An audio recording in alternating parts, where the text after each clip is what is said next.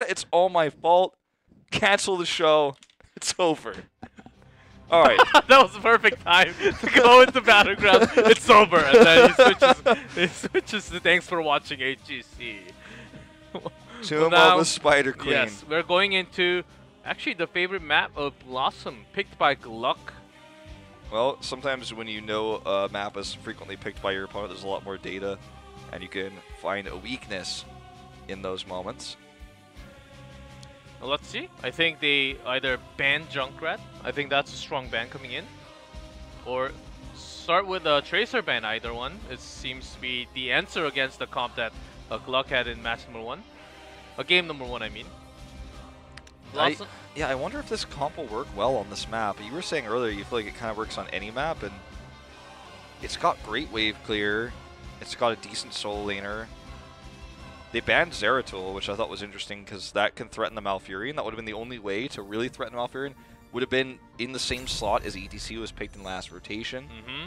But remember what happens to teams that don't ban a Shimada brother in first rotation? I think we've already seen this, haven't we? Let's see what happens if they try to ban the Tracer, because we already learned what happened last time, and they're not going to do it. They know that it's just asking for trouble. You're going to have a bad pairing with first pick if you do it every time. Well, let's see. Genji's away. He's gone from game 2. But I think the key to the Tracer comp, not that Relic played his best on his Tracer with the Malfurion roots and lots of combos connecting in. Overlord's Junkrat was nasty in game 1, creating all that zone with the Holy Ground, plus the Concussive Mind throwing Tychus away from the entire team multiple times, and basically the teamfight was over at that moment. Yeah. I think they're considering I was going to say Greymane or Tracer here. See if they want to take Tracer themselves. This could be asking BlossoM, like, I dare you to pick the Tracer. But they're not. This is the exact same rotations. Will we just see Tracer Malf? Yep. This is kind of pushing the boundaries of what you were saying earlier, is does this comp work on every map? And maybe it does. And it's kind of crazy that it took everyone so long to figure this out. Like, in theory, like in concept, it seems like something could have worked even when Malfurion was top tier last year. But because of how Malfurion works now, and the new Tyrael, I think this is like the trinity. So I'd like to see BlossoM ban the Tyrael here instead of the Anubarak this time. That makes it tougher for Tracer to survive long enough to get that second Malfurion heal. Wow, this is like almost the same draft. It's Uther with ETC earlier than the Garrosh last time. Hopefully that's not... Yeah, please. The solo ETC. Yes. Not this time. It's a cool concept, and like I'd love to see someone pick Zagara again and re-explore, like, wow, Azul Soul Lane, is that a thing? You know, it's interesting to learn, but we've already seen, I think, what the answer lies in this one. And if it was a bad map for ETC Soul Lane last game, it's a really bad map for it here on Tomb of the Spider Queen. Yeah, it is going to be. And GLuck, last time banned was Zeratul. They were kind of scared of the backline pressure. I think it's a strong ban here again. You know, looking back on how that comp operated and what Zeratul can do to a Malfurion that could threaten. You know, now that ETC is taken away from them, they don't have that kind of defensive tank. Sure, Tyrael can help the Malfurion if he's there every time, but he can't always be. Okay, this is a map-specific ban. Ragnaros, not much to talk about there. It seemed like ETC was going to Judy anyhow, so there's that Junkrat ban that I wanted to see. Okay. And it's going to be different this time. Overlord, she's still got lots of hero pools, lots of mages, even Jaina or Li Ming. Gul'dan? Yep, good pair with Malf. So, you know, I think this is a smart pick because Junkrat ruined everything they tried to do with ETC. But the Tyrael ban, I think, was the perfect one to eliminate the potency of the Tracer comp. They could have banned the Tyrael and then picked the Zeratul and tried to do what GLuck was afraid of in game 1. This is still very strong, and now we're going to learn how deep the hero pool goes for Overlord in terms of what he could do on this battleground. They have a strong solo laner with Leoric. This is Leoric's best map, arguably, because he can rotate from the lane very quickly while also wave clearing. So while you're contesting an objective or fighting over a neutral camp, Leoric can clear 2 lanes at once by just easily Wraith walking between them.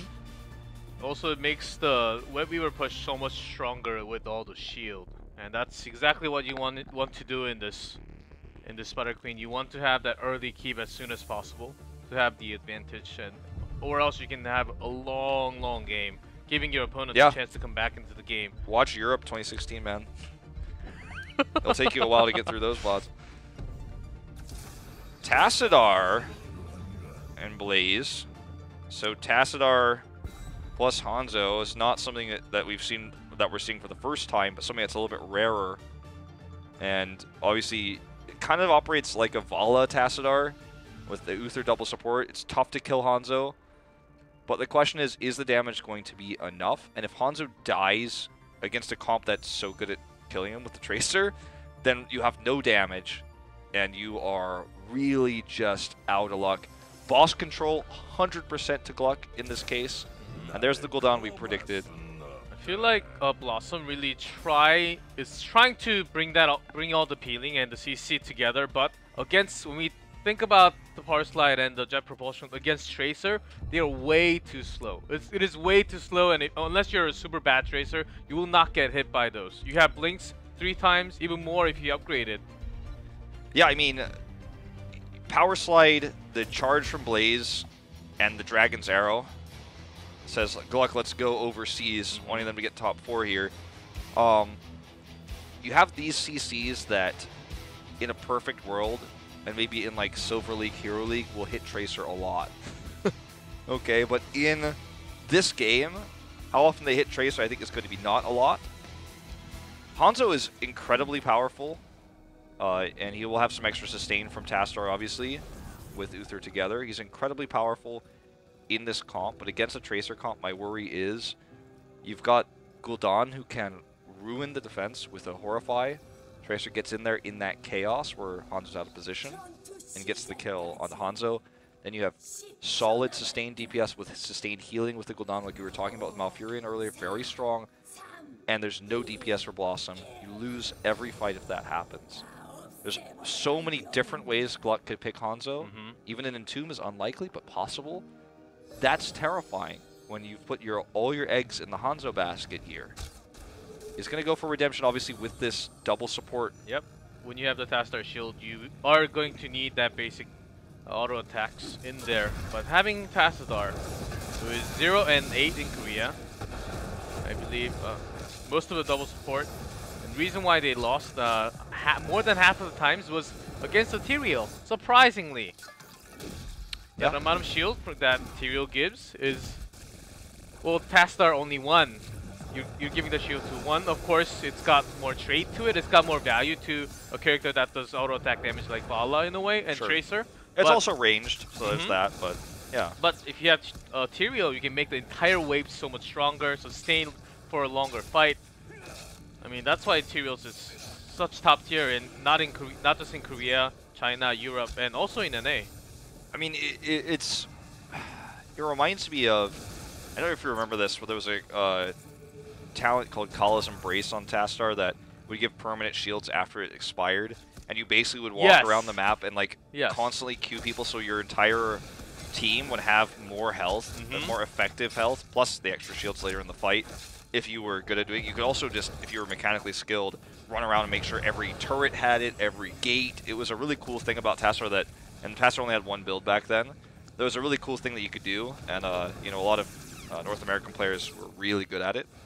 Fan, for example, back in the day when he was playing Tassadar, Arthalon, his name was, the guy who said he could beat Korean teams who practiced for an hour. He was actually pretty good at it, from what I remember. But anyway, Tyrael is kind of that on a short cooldown, because as long as his team is gathered around him, he just presses W with his new level 1 that increases the shields to allies to make it equivalent to his.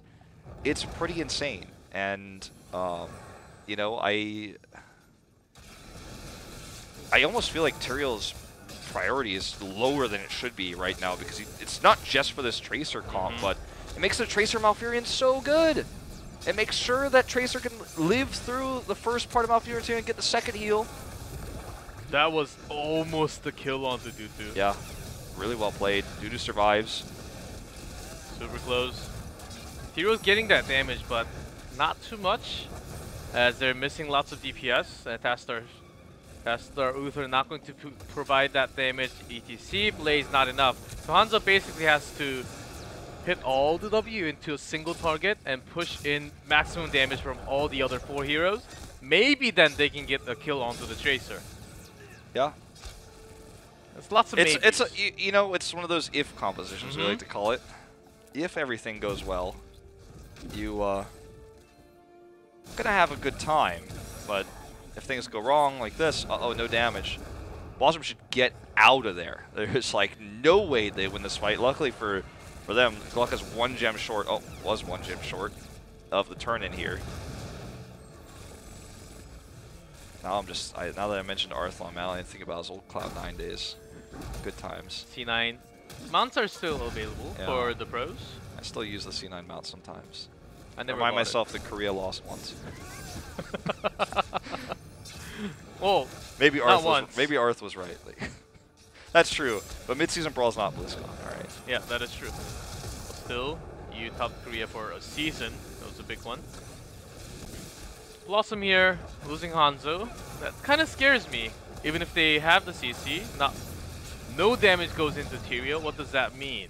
Well, I think that's telling us a lot. That BlossoM may... That's a wrong drive there. Hey, it's all right. You know, they prevented the turn-in. That's going pretty well for BlossoM, at least. They can't use the ETC pick very well in the early game, even though ETC is phenomenal in the early game, because it's just so much sustain on GLuck's side. Like, and not even just sustain, protection. Like, heals from Malfurion, shields, second heal from Malfurion, third heal from Malfurion. Oh, that target's fine. They got more sustained damage coming up from Gul'dan, who's actually going for Corruption build, which is great for the map. We'll be having that regrowth on multiple members. Yes. Now with that Nature's Cure, it basically AoE cleanse in a way.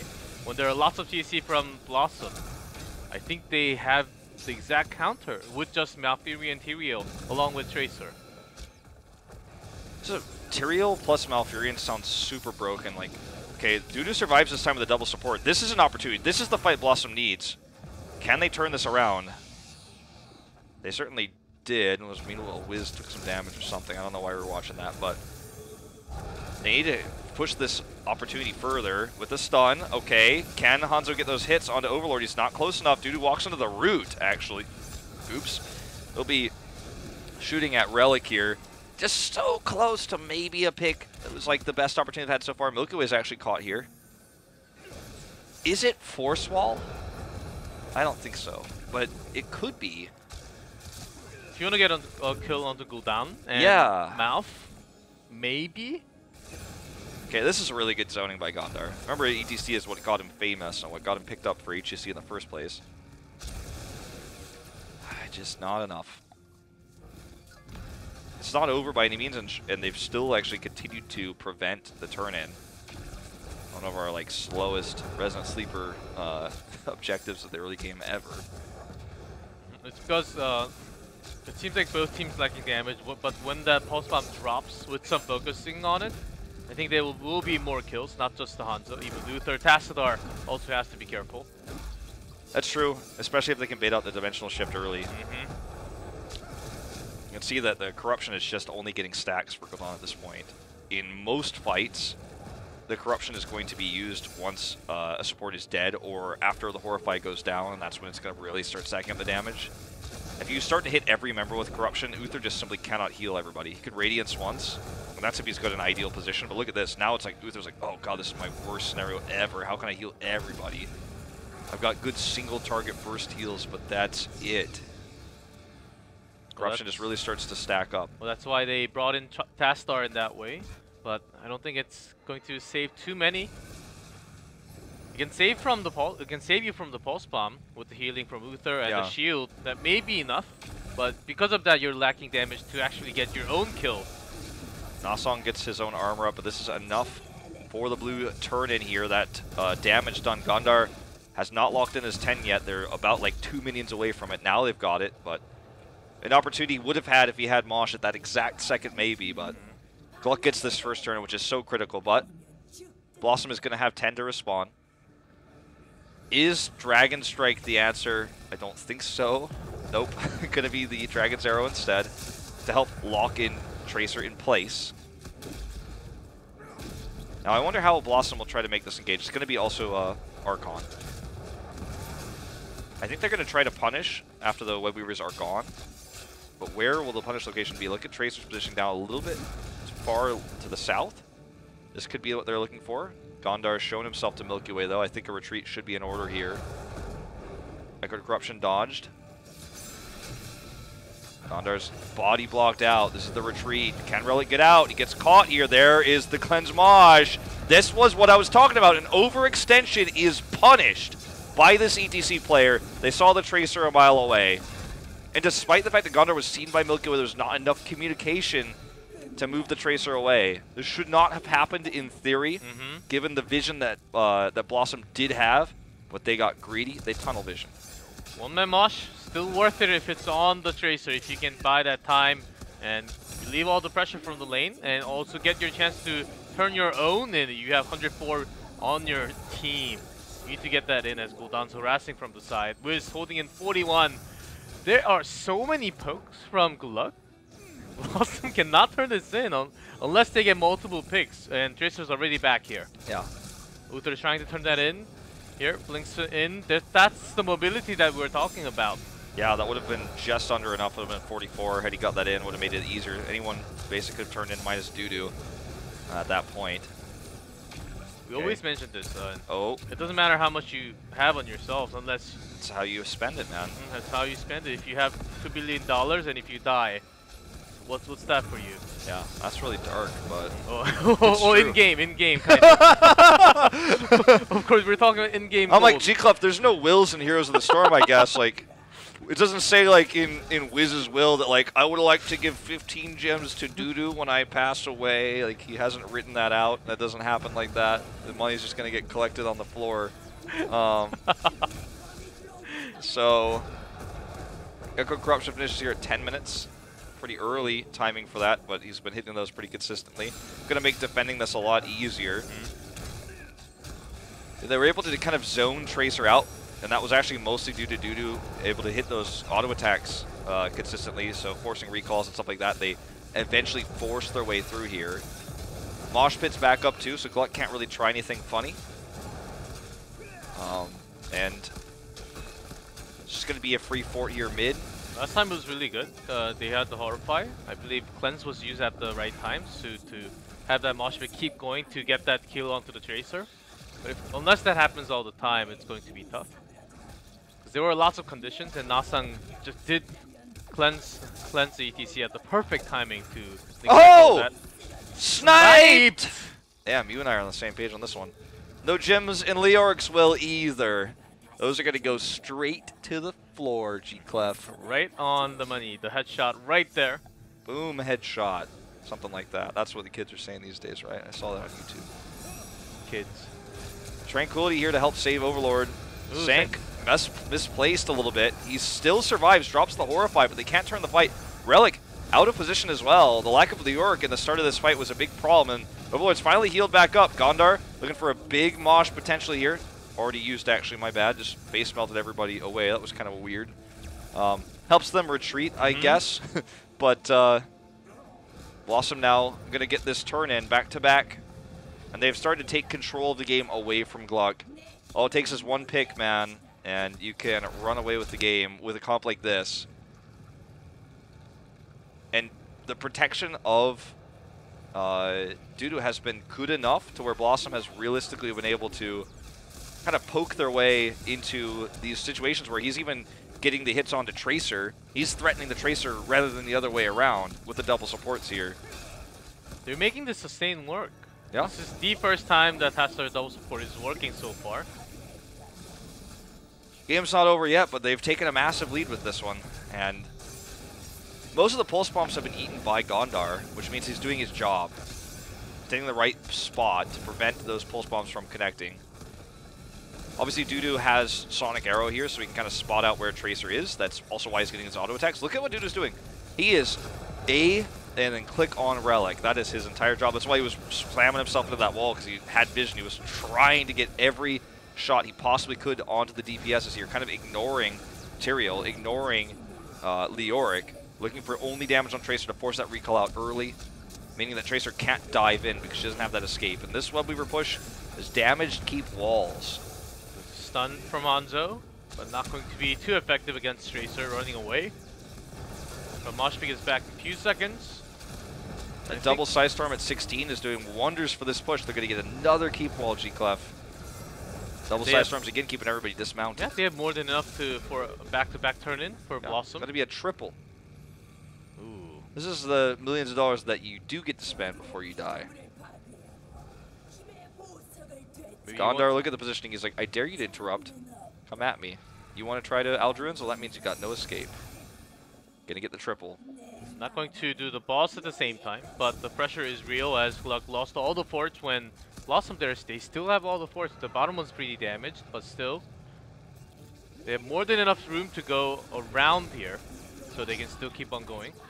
Yep, the keep wall in mid is completely gone, and the wave is pushed. And that wall is destroyed even. And this is just going to be them looking for a keep. When I play Hanzo, I actually like to keep those walls, just so it can provide an exit for myself. Yeah, it's that was kind of weird destroying it himself. It does give him more opportunities to scatter arrow, I guess. But yeah, you're definitely correct on that, especially when you're making a big push. Milky Way's looking for a Sank play, but he's going to get punished here. Cleanse has to be used. Pulse Bomb goes totally wide. Relic recalls, no recall available, so pick potential on a Dudu is impossible. He's got all those shields right now. Hooks from Dudu is doing a lot of damage. Yeah, he is just slamming that damage down right now. Feeling from the front line, ETC and the Blaze player Wiz has been doing so well so that Hanzo could do the maximum amount of damage, which they need. Is this going to be a keep? I think so, yeah. The little baby Webweaver should get it. This push, still a pretty healthy Webweaver and a very strong minion push, going to heavily damage this bottom keep. Mid keep damaged as well. Looks like top keep survives with like less than 100 health. We don't actually have that. Oh, that Entomb is so sad. We don't actually have that new UI thing in the new patch where you can click on things and see how healthy they are, but coming soon TM with the Maiev patch. Can you click on Entomb and see how sad they are? That's going to be in the Deathwing patch. Deathwing? At 3019?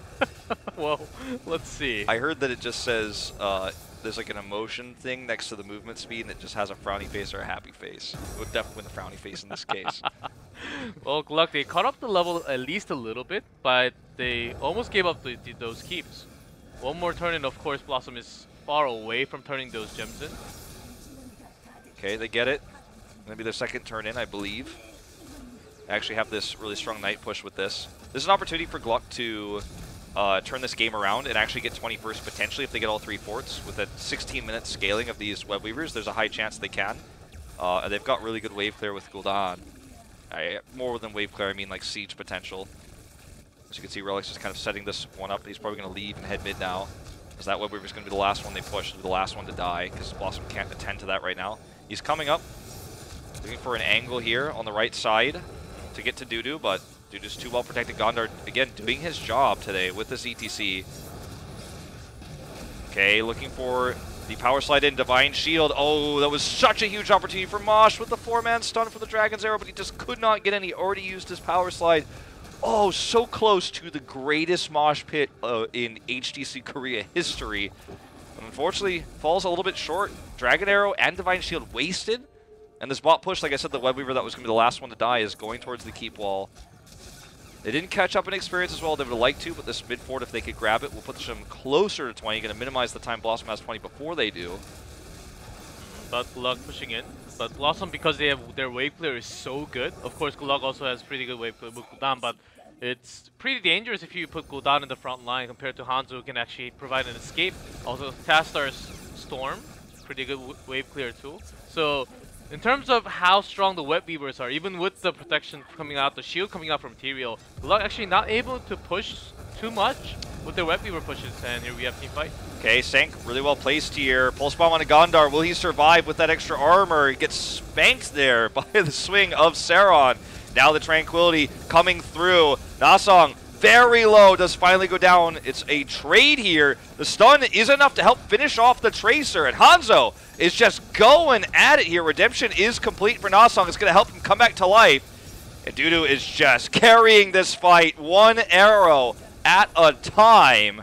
It looked very good there for GLuck at the first part of the fight, but the Dragon's arrow to kill the Tracer was at the beginning of the end with Redemption up for Uther. He respawns. Nasong's going to get the turn in. Close calls here, but this may be the push to end. 25 seconds till EDC is up, but this top keep is basically, all intents and purposes, already dead. When we were pushed going to come directly to it. Go touch it and destroy it, and even the bottom keep is pretty damaged from what I remember. Yeah, mid is slowly damaged as well. At least 3 keeps. Maybe they want to go all the way in. Still 23 seconds left for Tyrael and Gul'dan here. As those two are the ones that has the most wave clear. Yeah, those are the problem ones. So Seron's trying to buy time. They want to get this mid keep so they have 2 web weavers on the core if possible. Dudu's coming to swing around just for that. So if they can kill this mid keep, you get 2 web weavers on the core. And that is the attempt here. There's a double size storm to help finish it off. It's going to take a big, great team fight here for GLuck. It's going to be about the Horrify and the Sank. BTC joins the team fight, the combat, right before GLuck is about to hit 20. Watch Milky Way's Aldruins. That's going to be where he's looking to use the Sank. Here it is. Not going to be where he wants to happen. Looks like Sauron's trying to set up the fight with a Entomb. And look, they threaten the Entomb. They threaten the Sank. BlossoM is respectful. With no blood shed, they walk away, looking for this third keep now, just rotating safely the long way around. They're not going to get the third keep. They damaged it heavily, but they have control now over the lanes for the rest of the game. It means they can even attempt to make a boss play. They can't do it now because GLuck will get a turn in. But they can hide. Look at this. They're going to hide. Party bush. And if GLuck takes this path, they might just straight up die. If they try to turn in, BlossoM could potentially backdoor. They smell it. It seems like they're going for the boss. Nicely done by Milky Way. Good check. Gonna rotate over now. The first catapults in the top lane are really starting to make a difference. Someone's gonna have to go back and deal with that. Most likely Gul'dan. Did not get Demonic Circle, which could come back to bite him later. In a situation like this, you know, Demonic Circle is one of the biggest comeback tools in the game. You know, I think it was Dignitas versus Super Perfect Team, like a 40-minute game where that happened in 2016 Gold Club World Championship. That's the kind of potential plays when you're behind like this that it can give you, but core's under attack. Someone has to go and deal with it. The Web Weaver, I guess, is going to be the answer in this case to deal with it. So as that will eventually clear it. Core not going to take any real damage.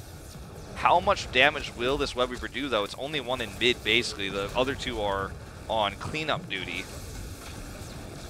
Hanzo already doing too much damage. The shields comes after Tyrael. They have to get at least this fort for sure, and then at least open that gate going to the keep in the mid lane. Dudu's really Hanzo, man. You know, Dudu was the king of Vala, and then when double support Vala was a thing, he was so good at that, and now I feel like he's just ported that into this Hanzo role. His positioning has been phenomenal. His damage to Tracer especially, his targeting has been really good this game. I didn't have faith that they were going to be able to protect the Hanzo against such a great Tracer player like Relic, but they've proven me wrong. However, this game isn't over. GLuck could win a fight to win this game. Gondar, an insane risk, but it could have the same level of reward here if he gets a pick from behind. No one has scouted him. No one knows he's there. Here he comes. Swinging in. Hasn't shown himself. Oh, avoids the Moonfire. They still don't know exactly where he is. Task coming down. Oh, man, Relic, he does not want to find himself in this spot. Okay. He's way too far away from the entire team. He can't really make that call right now. Okay, but they lose no keeps. BlossoM loses no keeps. So they're in the same situation they were before. Oh god, this could be it! Where Gondar wants to go in. Holy Ground's already been used, but he doesn't want to mosh. Wanted a better opportunity. Redemption should actually be off cooldown by now too, remember, so Uther can be very aggressive in terms of positioning. Try to make these plays happen. Try to go for double stuns with Benediction. Even if he dies, Redemption should be available. So GLuck's got one more turn in here, but again, the waves are going to be pushed back by these minions before that happens. GLuck does get the next set, so when Weavers come down, that's going to relieve a lot of the pressure for the mid lane and the top lane, actually. Okay. But Weavers, you know, this time could threaten the keeps directly. Obviously, the bot keep is going to be the one that's most exposed, if I'm not mistaken, in terms of damage done with the wave there. You can see Relic's going to go help to make sure that happens with his Ricochet here. See, with his 20 melee doing some damage Yeah. too. 20 melee is what I meant to say, not the Ricochet. That's actually what the splash was.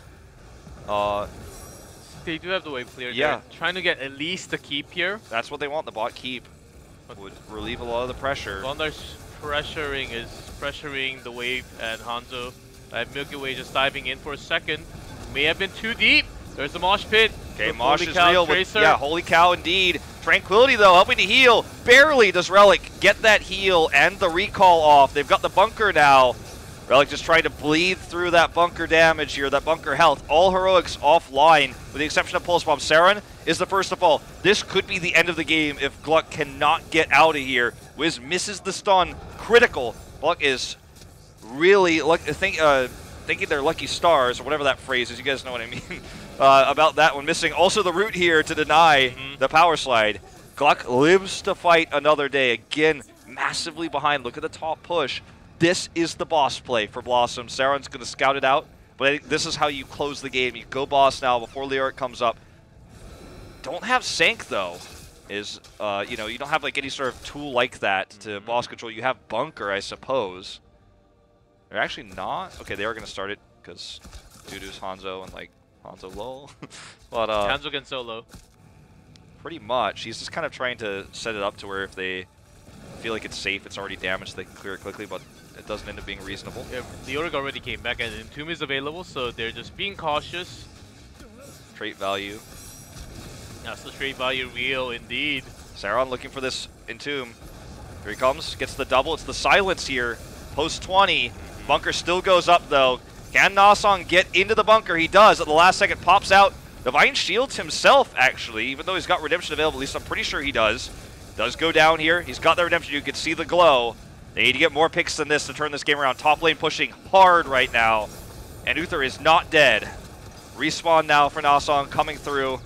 And Dudus was doing Gondar poking damage. That's the kill. Oh no, Mosh up in 5. Gondar doesn't hit the power slide like he wants to. Wiz misses the stun, but they are chasing. They are running this game home. Remember, top lane is pushing hard. Again, it looks like they're going to try to boss this time for real. Again, they only lost Leoric, and this time they're going for it because the top wave is, it's so pushed. They have the wave, and then they have the death timer. They have Hanzo. This time they have mosh pit at least available along with the bunker. Okay, there's Milky power Way. slide. Mosh pit, big mosh pit. No Sank, no holy ground. There's a tour bus, not even needed. There's a recalls for what but dead right there. That is going to be game over. You know, Milky Way, he had the crazy boss steal with the ETC. He's got to be feeling like he's seen the other side of that now with the mosh pit guaranteeing he couldn't even holy ground. He didn't even have Sank if he wanted to Sank there. Couldn't get close enough. Silence onto Nasong with the Horrify here, but there's no follow-up damage. Tracer's dead. So is Saron for another time. And BlossoM will turn this series around, at least tying us up, so to speak, making this a 1-on-1 as Blue Beetle and Overlord look on as the core is destroyed. That will tie us 1-1. Divine Shield used here at the last second. Tranquility. There's just not enough damage, as mentioned before. BlossoM is going to destroy the core. And that was a long Tomb of the Spider Queen game. Felt like the old times, 26-48. Yeah, felt like the Nazeeba times.